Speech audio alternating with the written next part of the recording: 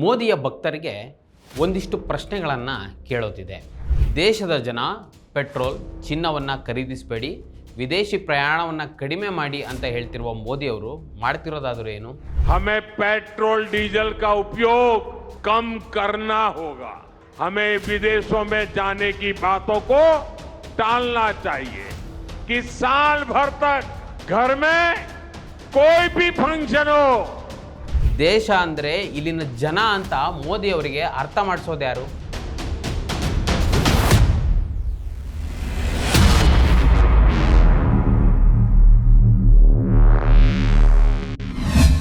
ನಮಸ್ಕಾರ, ಈ ದಿನ .comಗೆ ಸ್ವಾಗತ. ನಾನು ಮನೋಜ್ ಆರ್ ಕಂಬ್ಳಿ.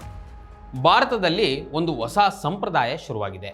ಅದೇನೆಂದರೆ, ನಮ್ಮನ್ನಾಳುವ ರಾಜಕಾರಣಿಗಳು ಅಥವಾ ನಾಯಕರು ವೇದಿಕೆ ಮೇಲೆ ನಿಂತುಕೊಂಡು ತಮಗೆ ಅನಿಸಿದಂಗೆ ಹೇಳಿಕೆಗಳನ್ನು ಕೊಡೋದು, ಅದನ್ನು ಭಾರತದ ಜನರು ಪಾಲಿಸುವಂತೆ ವಿನಯದಿಂದ ಮನವಿ ಮಾಡೋದು. ಈಗ ಆ ಜಾಗದಲ್ಲಿ ಪ್ರಧಾನಿ ನರೇಂದ್ರ ಮೋದಿಯವರು ಬಂದು ನಿಂತಿದ್ದಾರೆ. ಮೋದಿಯವರು ಮೊದಲೆಲ್ಲ ತಮ್ಮದೇ ಆದ ಒಂದು ಕೊಠಡಿಯಲ್ಲಿ, ಅಂದರೆ 4 ಗೋಡೆಗಳ ಮಧ್ಯೆಯನ್ನು ಕುಳಿತುಕೊಂಡು ಎದುರುಗಡೆ 2 ಬದಿಯಲ್ಲಿ ಟೆಲಿಪ್ರಾಂಪ್ಟರ್ನ ಇಟ್ಕೊಂಡು ಭಾರತದ ಜನರಿಗೆ ಸಂದೇಶವನ್ನು ಕಳಿಸ್ತಾ ಇದ್ರು. ಅದಕ್ಕೆ ಮನ್ ಕಿ ಬಾತ್ ಅಂತ ಹೆಸರನ್ನು ಕೂಡ ಇಟ್ಟಿದ್ರು. ಮೋದಿಯವರು ಏಕಪಕ್ಷೀಯವಾಗಿ ಮಾತನಾಡಿದ್ದನ್ನು ಗೋಧಿ ಮೀಡಿಯಾ ಅಂತ ಕರೆಸಿಕೊಳ್ಳುವ ಅನೇಕ ಮಾಧ್ಯಮಗಳು ಚರ್ಚೆ ನಡೆಸ್ತಾ ಇದ್ವು. ದಯವಿಟ್ಟು ಮೀಡಿಯಾಗಳ ಮುಂದೆ ಬನ್ನಿ, ನೀವು ಏನು ಹೇಳ್ಬೇಕು ಅಂದ್ಕೊಂಡಿದ್ದೀರೋ ಅದನ್ನೆಲ್ಲ ನಮ್ಮೆದುರು ಹೇಳಿ, ಅದರಲ್ಲಿ ಏನಾದರೂ ತಪ್ಪಿದ್ರೆ ಪತ್ರಕರ್ತರೇ ನಿಮ್ಮನ್ನು ತಿದ್ತಾರೆ. ಆದರೆ ಮೋದಿಯವರಿಗೆ ಪತ್ರಕರ್ತರು ಅಂದರೆ ಸ್ವಲ್ಪ ಇರುಸು ಮುರುಸು ಅನಿಸುತ್ತೆ, ಅಥವಾ ಭಯ ಏನಾದರೂ ಇದೆಯಾ ಅಂತ ಗೊತ್ತಿಲ್ಲ. ತನಗನಿಸಿದ್ದನ್ನು ಹೇಳೋದು, ಭಾರತದ ಜನರು ಫಾಲೋ ಮಾಡಬೇಕು ಅಂತ ಎಲ್ಲೋ ಕೂತ್ಕೊಂಡು ಆರ್ಡರ್ ಮಾಡೋದು. ಇದನ್ನೆಲ್ಲ ನಾನು ಈಗ ಯಾಕೆ ಹೇಳಿದೆ ಅಂದರೆ, ಇದೇ ಭಾನುವಾರ ಹೈದರಾಬಾದ್ನಲ್ಲಿ ನಡೆದ ಒಂದು ಕಾರ್ಯಕ್ರಮವೊಂದರಲ್ಲಿ ಪ್ರಧಾನಿ ನರೇಂದ್ರ ಮೋದಿಯವರು ದೇಶದ ಜನರಿಗೆ ಒಂದು ಸಂದೇಶವನ್ನು ಕೊಟ್ಟಿದ್ದಾರೆ. ಈಗ ಆ ಸಂದೇಶ ವ್ಯಾಪಕ ಮಟ್ಟದಲ್ಲಿ ಚರ್ಚೆ ಆಗ್ತಾ ಇದೆ. ಜೊತೆಗೆ ಅನೇಕ ಟೀಕೆಗಳು ಕೂಡ ಬರ್ತಾ ಇವೆ. ಯಾಕಿಷ್ಟು ಈ ಸಂದೇಶ ಅಪಾಯಕಾರಿ, ಅಥವಾ ದೇಶ ಕೋವಿಡ್ ಕಾಲದ ಇನ್ನೊಂದು ರೀತಿಯ ಸಂಕಷ್ಟವನ್ನೇನಾದರೂ ಎದುರಿಸಬೇಕಾಗಬಹುದಾ? ಈ ಪ್ರಶ್ನೆಗೆ ಉತ್ತರ ಕಂಡುಕೊಳ್ಳೋಕೆ, ಜೊತೆಗೆ ಪ್ರಧಾನಿ ಮೋದಿ ಅವರಿಗೆ ಬೆಂಬಲಿಸ್ತಾ ಇರುವ ಮತ್ತು ಅವರ ಹಿಂಬಾಲಕರಾಗಿರುವ ಭಕ್ತರಿಗೆ ಒಂದಷ್ಟು ಪ್ರಶ್ನೆಗಳನ್ನು ಕೇಳೋದಿದೆ. ಪೂರ್ತಿ ವಿಡಿಯೋವನ್ನು ನೋಡಿ. ನಾನು ಕೇಳುವ ಪ್ರಶ್ನೆಗಳಿಗೆ ನಿಮ್ಮ ಹತ್ರ ಏನಾದರೂ ಉತ್ತರ ಇದ್ದರೆ ಕಮೆಂಟ್ ಬಾಕ್ಸ್ನಲ್ಲಿ ತಿಳಿಸಿ. हमें पेट्रोल डीजल का उपयोग कम करना होगा, तो कम से कम 1 साल के लिए हमें विदेशों में जाने की बातों को टालना चाहिए। तो वो देश हित में होगा। Work from home, online conferencing, virtual meetings, इनको हमें फिर से प्राथमिकता देनी है। साथियों, कि साल भर तक घर में कोई भी फंक्शन हो, हम सोने के गहने नहीं खरीदेंगे। अगर खाने के तेल में खाने का तेल का जो उपयोग करता है, अगर वो कुछ कमी करे, केमिकल फर्टिलाइजर इंपोर्ट करते, हम फर्टिलाइजर का उपयोग कम कर। ವೀಕ್ಷಕರೇ, ಇಡೀ ಜಗತ್ತಿನಲ್ಲಿ ಅತಿ ಹೆಚ್ಚು ಜನಸಂಖ್ಯೆ ಹೊಂದಿರುವ 2ನೇ ದೇಶ ಭಾರತ. ಇಲ್ಲಿ ಎಲ್ಲ ರೀತಿಯ ಜನರಿದ್ದಾರೆ. ಜಗತ್ತಿನಲ್ಲಿ ಯಾವ ದೇಶದಲ್ಲೂ ಕಾಣದ ರೀತಿಯ ಭಾಷೆಗಳು, ವೇಷಭೂಷಣಗಳು, ಆಹಾರ ಪದ್ಧತಿಗಳು, ಸಂಸ್ಕೃತಿಗಳು, ಆಚರಣೆಗಳು ಭಾರತ ಒಂದರಲ್ಲೇ ಇದೆ ಅಂದರೆ ನೀವು ನಂಬ್ತೀರಾ? ನಂಬಲೇಬೇಕು. ಇಲ್ಲಿ ವಾಸಿಸುವ ಕೋಟ್ಯಾಂತರ ಜನರಲ್ಲಿ ಮಧ್ಯಮ ವರ್ಗದವರೇ ಹೆಚ್ಚಿದ್ದಾರೆ. ಅದರಲ್ಲಿ ಬಡವರು ಇದ್ದಾರೆ, ಕೆಲವು ಶ್ರೀಮಂತರು ಇದ್ದಾರೆ. ಇವರೆಲ್ಲರನ್ನ ಪ್ರತಿನಿಧಿಸುವವರು ಭಾರತದ ಪ್ರಧಾನಿಗಳು. ಇವರು ತರುವ ಎಲ್ಲ ಕಾನೂನುಗಳನ್ನು ದೇಶದ ಎಲ್ಲ ವರ್ಗದವರಿಗೂ ಒಂದೇ ಸಮನಾಗಿರ್ತದೆ. ಈಗ ಮೋದಿಯವರು ಹೇಳಿರುವ ಮಾತು ಕೂಡ ಭಾರತದ ಎಲ್ಲ ನಾಗರಿಕರಿಗೂ ಅನ್ವಯವಾಗ್ತದೆ. ಸ್ವಾತಂತ್ರ್ಯ ಹೋರಾಟ ಒಂದು ಕಥೆಯಲ್ಲ, ಮರೆಮಾಚಿದ ಹೋರಾಟಗಳ ಅನಾವರಣ. ಭಾರತದ ಸ್ವಾತಂತ್ರ್ಯ, ಕರ್ನಾಟಕದ ಏಕೀಕರಣ ಒಂದೇ ಹೋರಾಟದ 2 ಮುಖಗಳು. ಜೈ ಹಿಂದ್, ಜಯ ಕರ್ನಾಟಕ ವಿಶೇಷಾಂಕ ಈಗಲೇ ಓದಿ ಹಂಚಿಕೊಳ್ಳಿ. ಸಾಮಾನ್ಯವಾಗಿ ಜನಪ್ರಿಯ ನಾಯಕರುಗಳು ದೇಶವೇ ಪಾಲಿಸಬೇಕು ಎಂಬಂತಹ ಅನೇಕ ಕರೆಗಳನ್ನು ಕೊಡ್ತಾರೆ. ಈಗ ಪ್ರಧಾನಿ ನರೇಂದ್ರ ಮೋದಿಯು ಇದೇ ರೀತಿಯ ಕರೆಯನ್ನು ವೇದಿಕೆ ಮೇಲೆ ನಿಂತು ಕೊಟ್ಟಿದ್ದಾರೆ. ಈ ಕರೆ ದೇಶದ ಆರ್ಥಿಕತೆಯ ಮೇಲೆ ಯಾವ ರೀತಿಯ ಪರಿಣಾಮ ಬೀರ್ತದೆ ಅಂತ ಯೋಚಿಸಿದ್ದಾರೋ ಇಲ್ವೋ ಗೊತ್ತಿಲ್ಲ.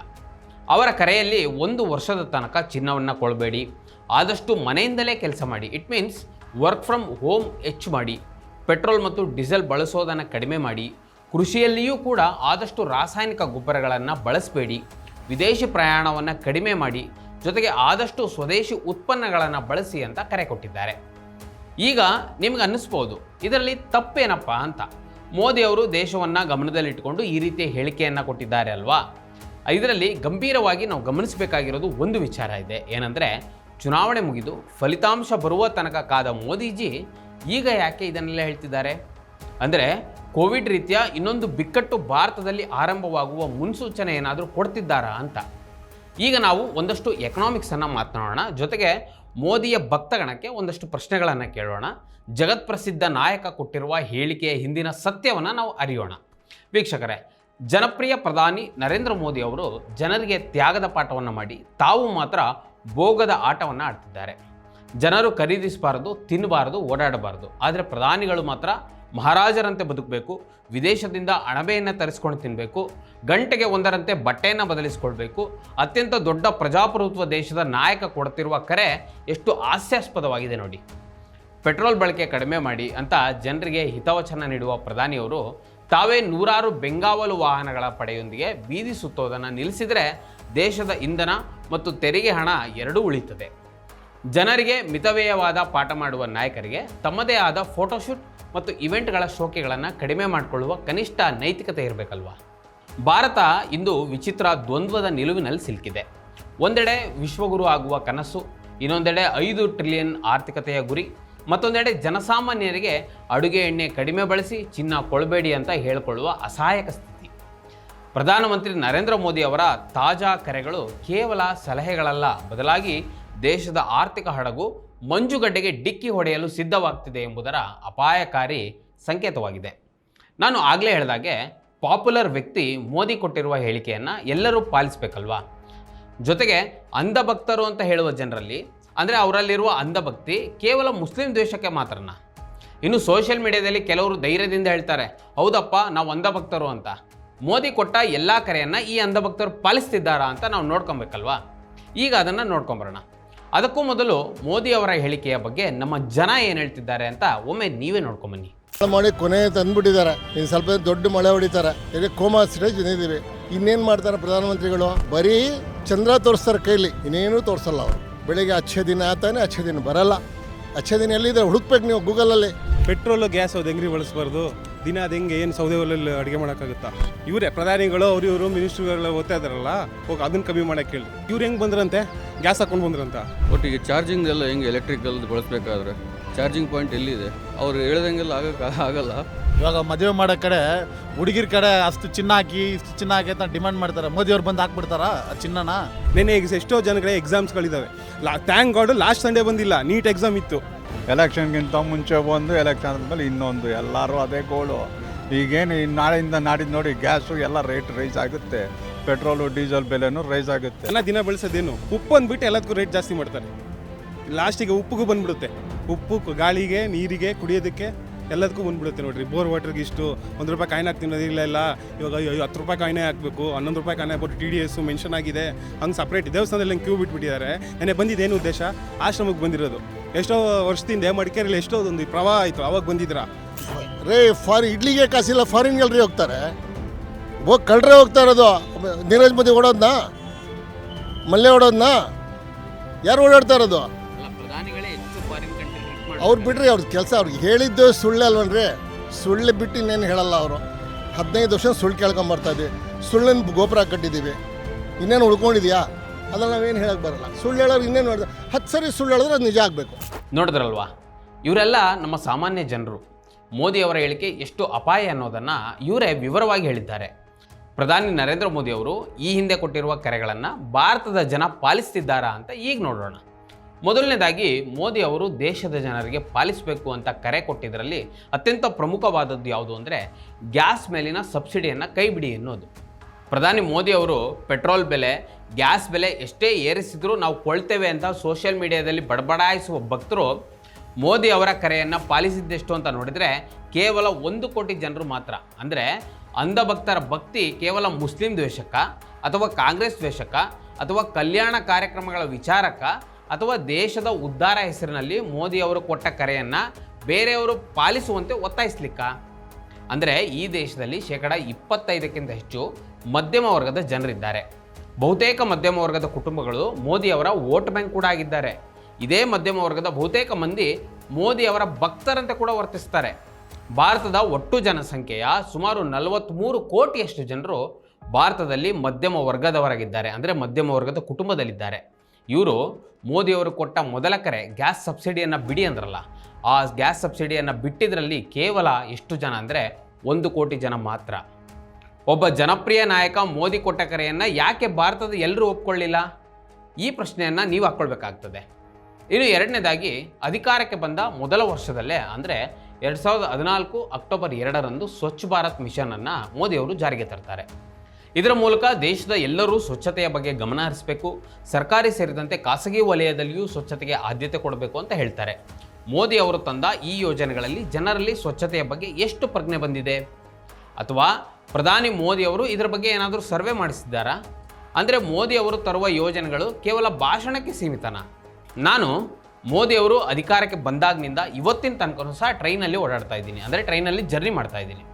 ನನಗೆ ಮುಂಚೆಗಿಂತ ಈಗ ರೈಲ್ವೆ ಸ್ಟೇಷನ್ ಕ್ಲೀನ್ ಆಗಿದೆಯಾ ಅಂತ ಏನಾದರೂ ನೋಡಿದರೆ ಯಾವುದೇ ವ್ಯತ್ಯಾಸ ಕಾಣೋದಿಲ್ಲ. ಮೊದಲೇ ಹೇಗಿತ್ತೋ ಈಗಲೂ ಹಾಗೇ ಇದೆ. ಹಾಗಾದರೆ ಮೋದಿ ಅವರ ಈ ಸ್ವಚ್ಛ ಭಾರತ್ ಕರೆ ಏನಾಯಿತು?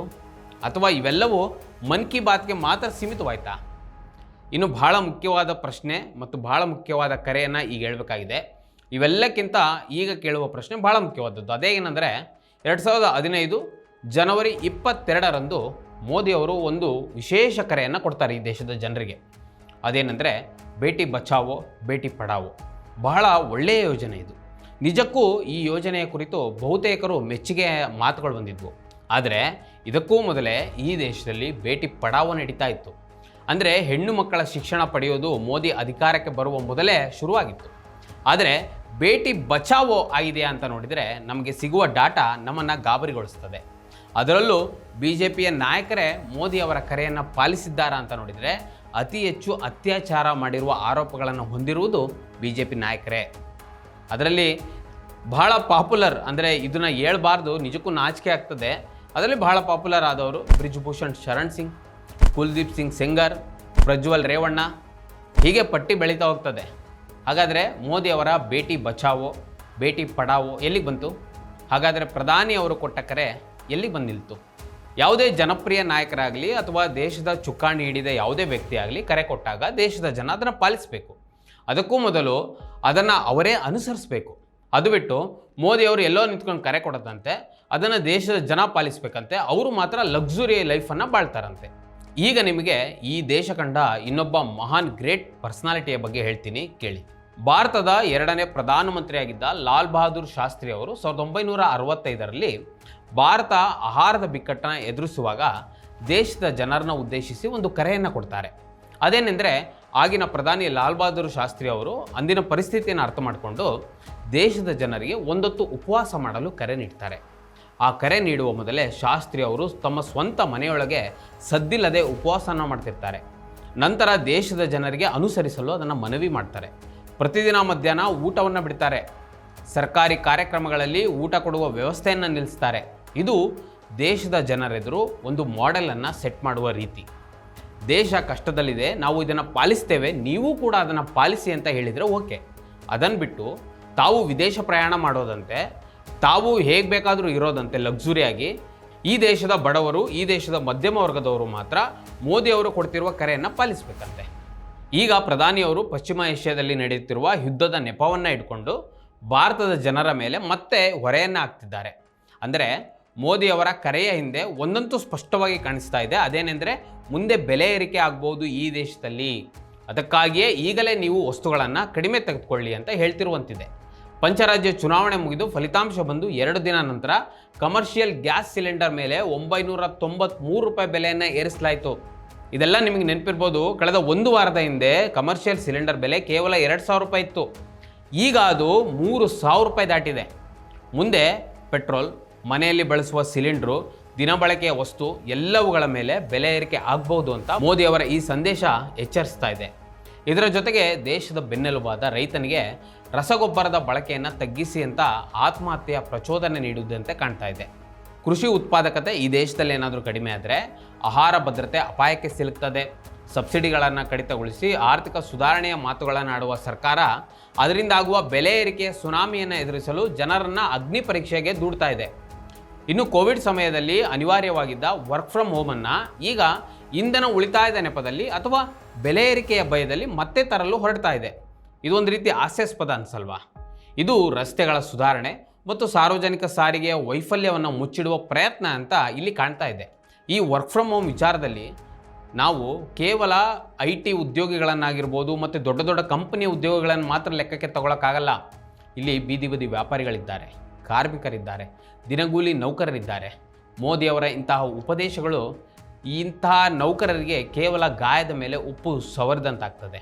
ಮೋದಿಯವರು ಅಧಿಕಾರಕ್ಕೆ ಬಂದು ಈಗಾಗಲೇ 1 ದಶಕ ಆಗಿದೆ.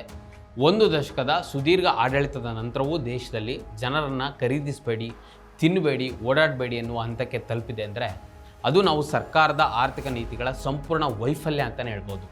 ಪ್ರತಿ ಬಾರಿಯೂ ಜಾಗತಿಕ ಪರಿಸ್ಥಿತಿಗಳನ್ನು ನೆಪವಾಗಿಟ್ಕೊಂಡು ಜವಾಬ್ದಾರಿಯಿಂದ ನುಣುಚಿಕೊಳ್ಳುವುದು ಪ್ರಜಾಪ್ರಭುತ್ವಕ್ಕೆ ಮಾರಕವೇ. ನಾಯಕತ್ವ ಎಂದರೆ ಸಂಕಷ್ಟದ ಸಮಯದಲ್ಲಿ ಜನರ ಮೇಲೆ ಹೊರೆ ಹೇರೋದಲ್ಲ, ಆ ಹೊರೆಯನ್ನು ಹಗುರಗೊಳಿಸುವ ಹಾದಿ ತೋರಿಸೋದು. ಇಂದಿನ ಸ್ಥಿತಿಯಲ್ಲಿ ದೇಶಕ್ಕೆ ಬೇಕಿರುವುದು ರಾಜಿ ಮಾಡಿಕೊಂಡ ನಾಯಕತ್ವವಲ್ಲ, ಬದಲಾಗಿ ಜನಪರವಾದ ದೂರದೃಷ್ಟಿ. ಇನ್ನು ವಿದೇಶಿ ಪ್ರಯಾಣದ ವಿಚಾರಕ್ಕೆ ಬಂದಾಗ ಭಾರತದ ಯಾವ ಪ್ರಧಾನಿಯೂ ಹೋಗದ ರೀತಿಯಲ್ಲಿ ಮೋದಿಯವರು ವಿದೇಶಿ ಪ್ರಯಾಣವನ್ನು ಮಾಡಿದ್ದಾರೆ. ಇದರಲ್ಲಿ ವಿಶೇಷ ಏನೆಂದರೆ ಈ ಹಿಂದಿನ ಪ್ರಧಾನಮಂತ್ರಿಗಳು ವಿದೇಶಿ ಪ್ರಯಾಣಕ್ಕೆ ಹೋಗಿ ಬಂದ ತಕ್ಷಣವೇ ಭಾರತದಲ್ಲಿ ಪ್ರೆಸ್ ಮೀಟನ್ನು ಮಾಡಿ ಮಾಧ್ಯಮದವರಿಗೆ ಆ ದೇಶದಲ್ಲಿ ಆದ ಒಪ್ಪಂದದ ಬಗ್ಗೆ ಮಾಹಿತಿಯನ್ನು ಸ್ವತಃ ಪ್ರಧಾನಮಂತ್ರಿಗಳೇ ಕೊಡ್ತಾಯಿದ್ರು. ಆದರೆ ಮೋದಿಯವರು ಮಾತ್ರ ವಿದೇಶಿ ಪ್ರಯಾಣ ಮಾಡಿದ್ದು ಬಿಟ್ಟರೆ ಒಂದು ಸಣ್ಣ ಮಾಹಿತಿಯನ್ನು ಮಾಧ್ಯಮದವರ ಮುಂದೆ ಕುಳಿತು ಹೇಳಲೇ ಇಲ್ಲ. ಇದರಲ್ಲಿ ಇನ್ನೊಂದು ವಿಪರ್ಯಾಸ ಏನೆಂದರೆ ಮೋದಿಯವರು ಇದೇ ತಿಂಗಳು ಕರೆ ಕೊಟ್ಟು 1 ವಾರದ ನಂತರ ಅಂದರೆ 15ರಿಂದ 20ರವರೆಗೆ 5 ದೇಶಗಳ ಪ್ರಯಾಣವನ್ನು ಮಾಡ್ತಾ ಇದ್ದಾರೆ. ನಮಗೆಲ್ಲ ವಿದೇಶಿ ಪ್ರಯಾಣ ಹೋಗಬೇಡಿ ಅನ್ನೋರು ಈಗ United Arab Emirates, Netherland, Sweden, Norway, ಇಟಲಿಗೆ ಪ್ರಯಾಣ ಬೆಳೆಸ್ತಾ ಇದ್ದಾರೆ. ಪ್ರಧಾನಿಯವರೇ, ನೀವು ಹೇಳಿರೋದನ್ನು ನಾವು ಒಪ್ಕೊಳ್ಬೇಕು ಅಂದರೆ ನೀವು ಸಹ ಅದನ್ನು ಪಾಲಿಸಬೇಕಲ್ವೇ? ನಮಗೆ ವಿದೇಶಿ ಪ್ರಯಾಣ ಮಾಡಬೇಡಿ ಅನ್ನೋದು, ನೀವು ಮಾತ್ರ ಹೋಗೋದು. ಈಗ ನಿಮ್ಮ ಭಕ್ತರು ಒಂದು ಪ್ರಶ್ನೆಯನ್ನು ಕೇಳ್ಬೋದು, ಮೋದಿಯವರು ವಿದೇಶಿ ಪ್ರಯಾಣ ಮಾಡೋದು ದೇಶಕ್ಕಾಗಿ ಅಂತ. ಈಗ ನಾವು ಹೇಳೋದು ಅದನ್ನೇ ದೇಶದಲ್ಲಿ ಕೂತು ವಿಡಿಯೋ ಕಾನ್ಫರೆನ್ಸ್ ಮೂಲಕ ಚರ್ಚೆ ಮಾಡಿ. ತೈಲ ಬೆಲೆ ಹೆಚ್ಚುತ್ತಾ ಇದೆ, ಮಧ್ಯಪ್ರಾಚ್ಯದಲ್ಲಿ ಯುದ್ಧವಿದೆ, ಇವೆಲ್ಲ ಗೊತ್ತಿದ್ದರೂ ವಿದೇಶಿ ಪ್ರಯಾಣವನ್ನು ಮೋದಿಯವರು ಯಾಕೆ ಮಾಡ್ತಿದ್ದಾರೆ? ನಾವು ಕೂಡ ದೇಶದ ಹಿತದೃಷ್ಟಿಯಿಂದ ನಿಮಗೆ ಒಂದು ಸಲಹೆಯನ್ನು ಕೊಡ್ತಾ ಇದ್ದೀವಿ. ಸ್ವದೇಶದ ಬಗ್ಗೆ ಮಾತನಾಡುವ ಮೋದಿಯವರೇ, ನಮ್ಮ ದೇಶದಲ್ಲಿಯೇ ಕೂತು ನಮ್ಮ ದೇಶ ಇಂಥ ಕಷ್ಟಗಳನ್ನು ಅನುಭವಿಸ್ತಾ ಇದೆ, ಅದಕ್ಕಾಗಿ ನಾವು ನಿಮ್ಮ ದೇಶಕ್ಕೆ ಬರೋಕ್ಕಾಗಲ್ಲ, ದಯವಿಟ್ಟು ವಿಡಿಯೋ ಕಾನ್ಫರೆನ್ಸ್ ಮೂಲಕ ನಾವು ಚರ್ಚೆಗಳನ್ನು ಮಾಡ್ತೀವಿ ಅಂತ ಒಂದು ಮನವಿಯನ್ನು ಕಳಿಸಿ ಅವರಿಗೆ. ಅದನ್ನು ಬಿಟ್ಟು ಈ ದೇಶದ ಜನರಿಗೆ ವಿದೇಶಿ ಪ್ರಯಾಣ ಮಾಡಬೇಡಿ ಅನ್ನೋದು, ತಾವು ಹೇಳಿಕೆ ಕೊಟ್ಟು 1 ವಾರದ ನಂತರನೇ 5 ದೇಶಗಳಿಗೆ ಪ್ರಯಾಣ ಬೆಳೆಸೋದು. ಸ್ನೇಹಿತರೆ, ನಾನು ಒಂದು ವಿಚಾರವನ್ನು ಹೇಳೋದು ಮರ್ತೆ, ಈಗ ಹೇಳ್ತೀನಿ ಕೇಳಿ. ಮೋದಿಯವರು ವಿದೇಶಿ ಪ್ರಯಾಣ ಮಾಡಿದ ಅಷ್ಟು ಸಂದರ್ಭದಲ್ಲಿ ಅದರಿಂದ ಆದ ಅನುಕೂಲ ಅದಾನಿ ಮತ್ತು ಅಂಬಾನಿ ಥರದ ಮೋದಿಯ ಸ್ನೇಹಿತರಿಗೆ. ಅದು ಹೆಂಗೆ ಅಂದರೆ ಅದರ ಬಗ್ಗೆ ನಾನು ಇನ್ನೊಂದು ವಿಡಿಯೋದಲ್ಲಿ ತಿಳಿಸ್ಕೊಡ್ತೀನಿ. ಈಗ ಮುಖ್ಯವಾದ ವಿಚಾರ ಇನ್ನೊಂದೇನು ಅಂದರೆ, ನಾನು ಮೊದಲೇ ಹೇಳಿದಾಗೆ ಒಂದಷ್ಟು ಪ್ರಶ್ನೆಗಳನ್ನು ಈಗ ಕೇಳ್ತೀನಿ.